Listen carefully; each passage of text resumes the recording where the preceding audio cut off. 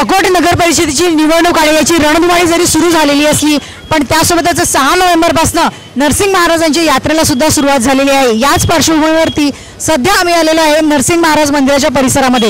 इथे काही युवक सध्या या ठिकाणी जाणून घेऊया त्यांच्या नेमक्या काय प्रतिक्रिया आहे। दादा, अकोट शहरामध्ये तुम्हाला काय विकास अपेक्षित आहे? एक युवा म्हणून अकोट शहराला कसं बघता? मॅडम, युवा म्हणून अकोट शहरामध्ये एक नवीन नेतृत्वाची गरज आहे।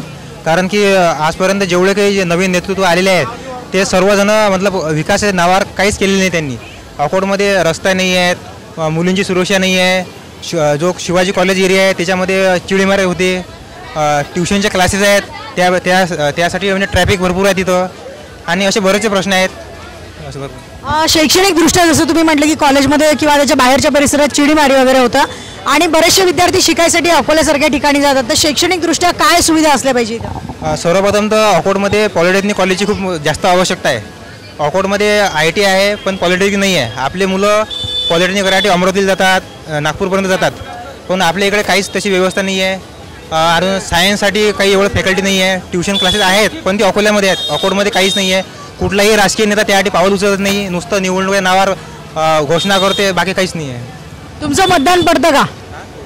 कोणत्या पक्षाला सपोर्ट करता तुम्ही? तुम्हाला काय वाटतं की कुठल्या पक्षाचा उमेदवार निवडून आला पाहिजे? सध्या तर प्रहारचा यायला पाहिजे, बच्चू भाऊचा। त्यांचं वलय आहे किंवा कार्यकर्ते किंवा त्या अशा पद्धतीचा पाठिंबा इथे आहे का अकोटमध्ये? हो आहे ना, भरपूर आहे। सुशीलदादा पुणकर आहे, विशालदादा भगत आहे, खूप चांगले काम करत आहे। शेतकऱ्यांसाठी त्यांचे खूप चांगलं नेतृत्व आहे।